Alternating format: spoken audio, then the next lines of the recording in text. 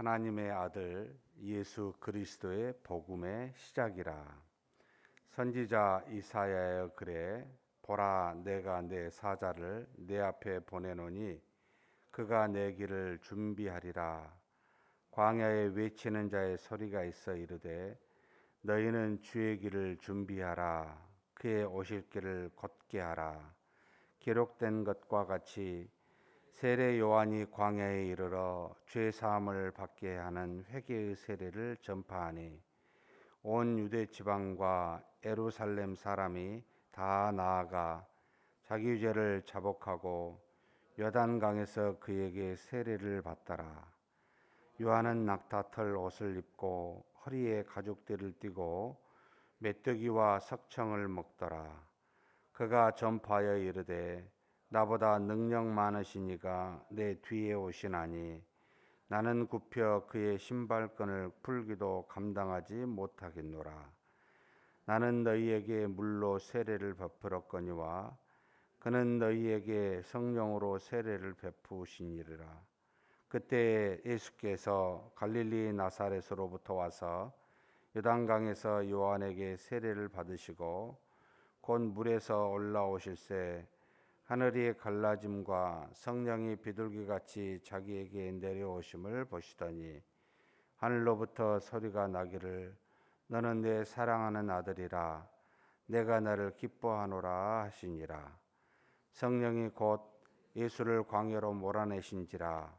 광야에서 40일을 계시면서 사탄에게 시험을 받으시며 들짐승과 함께 계시니 천사들이 수종 들더라.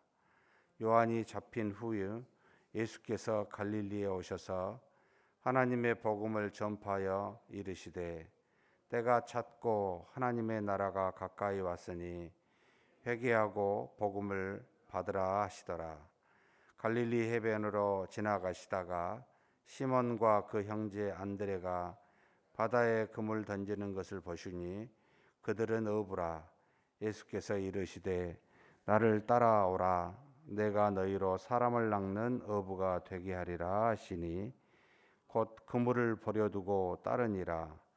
조금 더 가시다가 세베대의 아들 야고보와 그 형제 요한을 보시니 그들도 배에 있어 그물을 깁는데 곧 부르시니 그 아버지 세베대를 품꾼들과 함께 배에 버려두고 예수를 따라가니라. 그들이 가버나움에 들어가니라. 예수께서 곧 안식일에 회당에 들어가 가르치심에 뭇사람이 그의 교훈에 놀라니 이는 그가 가르치시는 것이 권위 있는 자와 같고 서기관들과 같지 아니함일러라. 마침 그들의 회당에 더러운 귀신 들린 사람이 있어 소리질러 이르되 나사렛 예수여 우리가 당신과 무슨 상관이 있나이까? 우리를 멸하러 왔나이까? 나는 당신이 누구인 줄 아노니 하나님의 거룩한 자니이다. 예수께서 꾸짖어 이르시되 잠잠하고 그 사람에게서 나오라 하시니 더러운 귀신이 그 사람에게 경련을 일으키고 큰 소리를 지르며 나오는지라. 다 놀라 서로 물어 이르되 이는 어찌미냐? 권위 있는 새 교훈이로다. 더러운 귀신들에게 명한즉 순종하는도다 하더라. 예수의 소문이 곧 온 갈릴리 사방에 퍼지더라. 회당에서 나와 곧 야고보와 요한과 함께 시몬과 안드레의 집에 들어가시니 시몬의 장모가 열병으로 누워 있는지라. 사람들이 곧 그 여자에 대하여 예수께 여짜온대 나아가사 그 손을 잡아 일으키시니 열병이 떠나고 여자가 그에게들에게 순종드니라. 저물어질 때에 모든 병자와 귀신 들린 자를 예수께 데려오니 온 동네가 그 문 앞에 모였더라.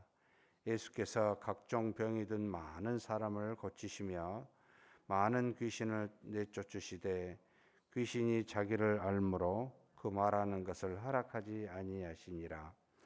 새벽 아직도 밝기 전에 예수께서 일어나 나가 한적한 곳으로 가사 거기서 기도하시더니 시몬과 및 그와 함께 있는 자들이 예수의 뒤를 따라가 만나서 이르되 모든 사람의 주를 찾나이다.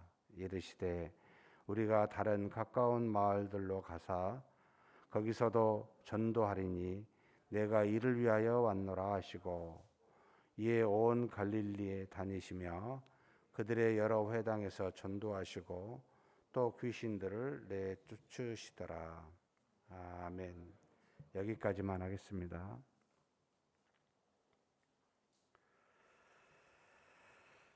우리가 복음서 하면은 이제 사복음서를 이야기하고 그 사복음서 중에 이제 앞에 세 복음서는 공관복음가 예수님의 행적을 시간에 따라 가면서 같은 관점이란 건 예수님의 행적을 쫓아 기록한 말씀이라고 하는 게 있고, 이제 요한은 예수님의 행적을 쓰긴 했지만 시간별로 따라가는 게 아니고 주제별로, 그래서 시간이 완전히 뒤섞여 있는 것이 이제 요한복음입니다. 그래서 예수님 자체를 이해하기 위해서, 그러니까 이해하는 관점에서 복음서를 찾는다면 요한복음이 가장 사실은 예수님이 누구신가라고 하는 관점에서 보기는 좋습니다. 근데 이제 공관복음은 어떻게 보면은 예수님의 행적을 따라가니까 훨씬 쉬울 수가 있습니다. 어떻게 쭉 일을 해가셨는가라고 하는 예수님의 행적을 보았던 선지자들, 하나님의 뜻을 따라서 이 예수님에 대해서 기록한 것이니까요. 근데 이제 마태 같은 경우는 사실 28장 많은 분량을 써서 기록하면서 철저히 본인이 유대인으로서 유대인에게 복음을 증거하고 계시는 유대인의 관점에서 예수님이 어떤 모습인지, 곧 구약의 성취라고 하는 예언된 구세주 메시아가 이 땅에 와서 어떻게 행하셨는지를 보고 있는 내용이기도 합니다. 누가는 조금 완전히 반대적인 입장, 자기의 이제 아버지가 이방인이었고 본인의 직업이 조금 더 당시에는 물론 지금처럼 의사라는 직종이 굉장히 대우를 받는 그런 직종이라고 보이지는 않습니다.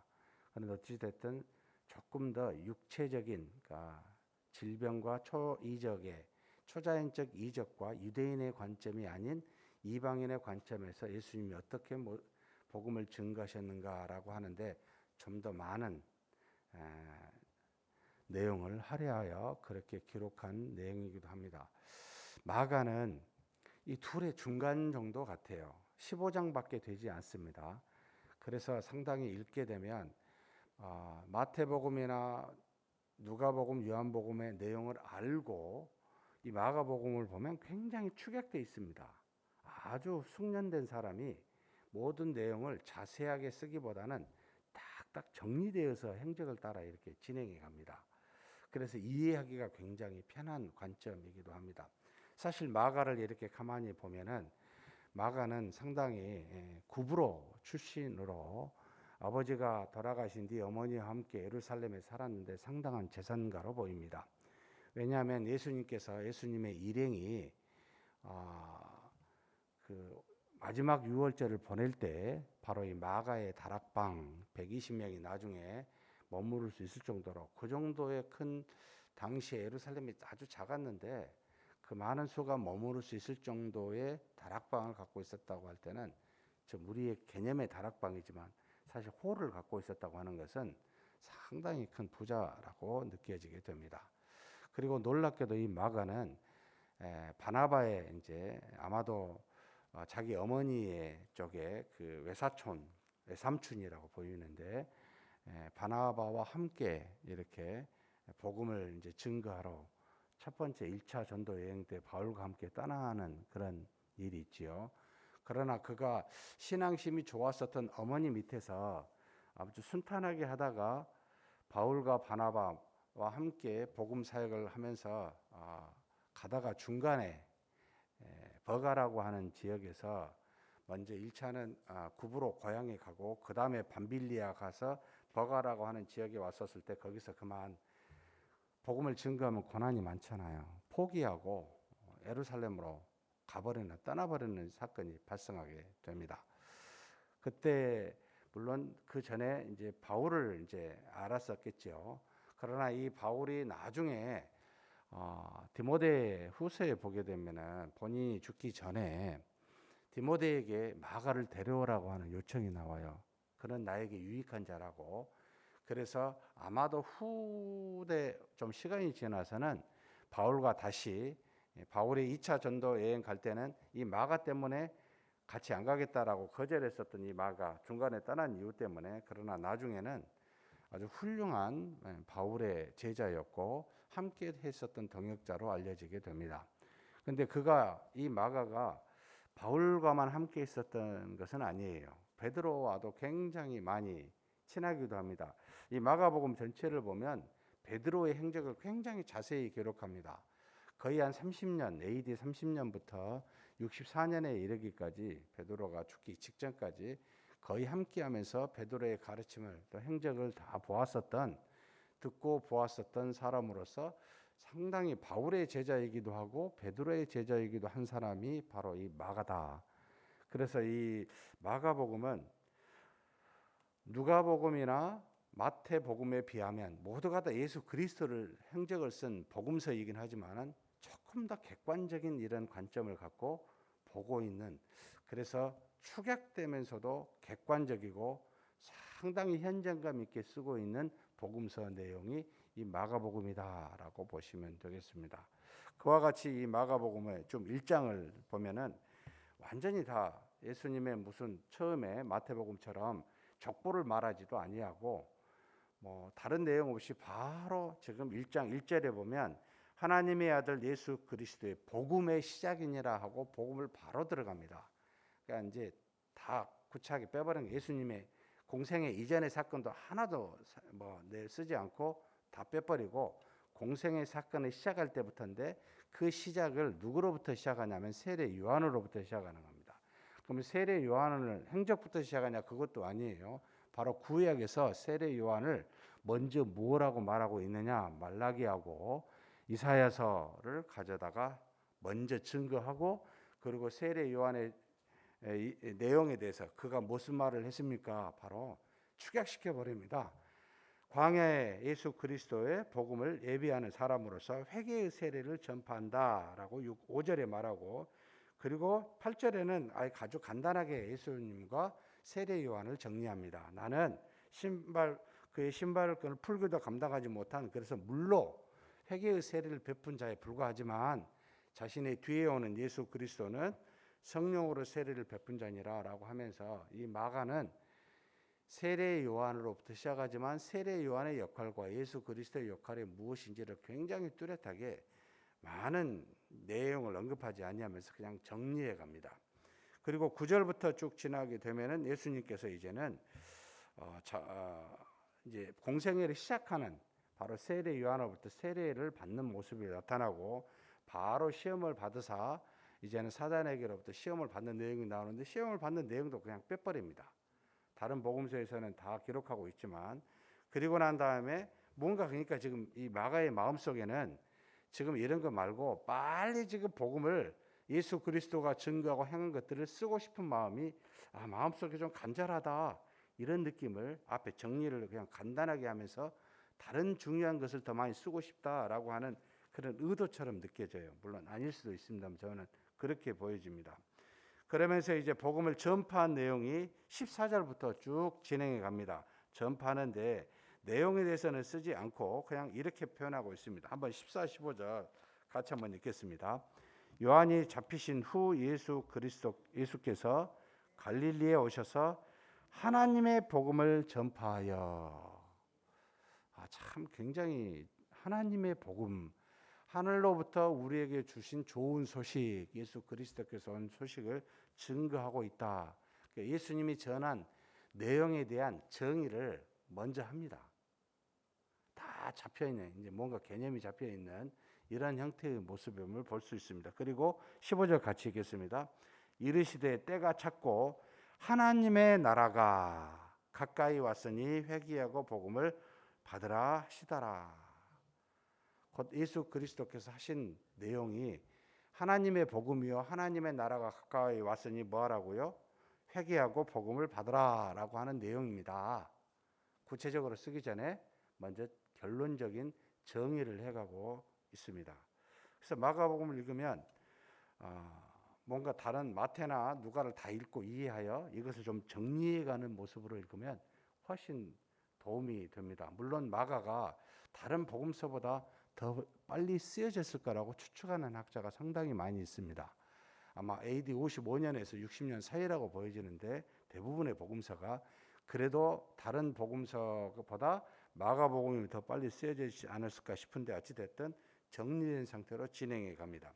그러면서 16절에서는 12사도를 부르는 모습 중에 딱 4명의 사도, 대표적인 사도일 수도 있습니다만 시몬과 안드레, 야고보와 요한을 부르는 장면도 나오는데 굉장히 구체적으로 쓰지 않습니다. 그냥 간략하게 사람을 낚는 어부가 되라 라고 하는 그와 같은 핵심적인 내용만 쓰고 또 넘어가게 됩니다.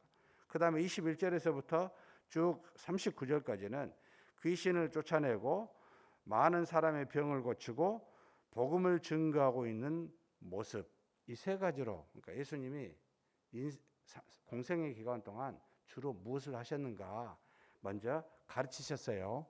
지금 여기 가버나움이라고 그랬는데 그의 가르침이 있는데 권세 있는, 권위 있는 자와 같다는 거예요. 서기관과 다르다는 겁니다. 굉장히 뭔가 다른 능력을 가지고 증거하고 있는, 그런데 이 능력이 곧바로 나타납니다. 이 가버나움 해당 안에 귀신 들린 사람이 있는데 바로 귀신을 쫓아냅니다. 그런데 좀 자세하게 기록한 게 있어요. 귀신의 말에 대해서는 또 기록이 났습니다. 여기 한번 읽어보겠습니다. 24절 같이 한번 읽겠습니다. 나사렛 예수여, 우리가 당신과 무슨 상관이 있나이까? 우리를 멸하러 왔나이까? 나는 당신이 누구인 줄 아노니 하나님의 거룩한 자니이다. 귀신의 말을 통해서 축약시킵니다. 예수님이 누구인지. 하나님의 거룩한 자로 귀신을 멸하러 온 사람. 사랑하는 성도 여러분, 우리가 믿는 예수 그리스도는 하늘의 복음을 증거하고 이 땅에 우리의 모든 문제를 해결해 주러 오셨습니다. 근데 이 해결은 목적이 아니라 결국은 하나님이 하나님의 나라에 들어가게 하는, 그래서 우리로 하나님의 나라가 가까이 왔으니 나를 보고 나를 믿고 이 복음을 믿고 그와 같은 믿음의 사람으로 살라라고 하신 그와 같은 은혜를 주시기 위함이었습니다. 우리가 모든 일에 기도하여 바로바로 이루어지지 않는 이유는 끝까지 복음을 듣고 그분을 믿도록 하기 위함이라고 저는 생각합니다. 모든 것이 뜻대로 된다면 아마 하나님을 믿거나 복음을 믿지 않을 거라고 보여요. 우리가 날마다 기도하고 날마다 하나님께 기도하는 것, 듣는 것은 복음을 믿는 믿음의 자체가 너무나 소중한 것임을 가르쳐주고 있습니다. 우리의 문제가 있더라도 하나님의 앞에서 정말로 귀신을 멸하고 또 우리로 하여금 거룩한 자인 예수 그리스도를 믿도록 하기 위함인 줄 아시고 그렇게 날마다 사는 저와 여러분이 되시길 주의 이름으로 축복합니다. 하나님 아버지 감사합니다. 하나님께서 우리에게 은혜와 능력으로 자녀되게 하셨는데 이 땅에 오신 예수 그리스도를 이제는 믿어서 하나님의 자녀로서 수많은 문제를 만날 때마다 기도하며 믿음으로 살게 해주신 것 감사합니다. 하나님, 귀신을 멸하고 병자를 고치며 복음을 증거하신 예수 그리스도를 우리가 지금 믿사오니 우리 환경에 수많은 일이 있다 할지라도 믿음을 통하여 우리도 병자가 쫓겨남을 당하고 모든 귀신이 쫓겨남을 당하고 병을 고칠 수 있는 그러한 역사가 있게 하여 주옵소서. 그러나 이것은 곧 믿음으로 사는 그와 같은 방도임을, 그와 같은 것이 가장 복된 것임을 깨달아 알 수 있도록 주신 것들이오니 하나님, 가장 중한 믿음에서 벗어난 일이 없도록 우리를 붙들어 주시옵소서. 우리 주님 예수님의 이름으로 기도하옵나이다. 아멘.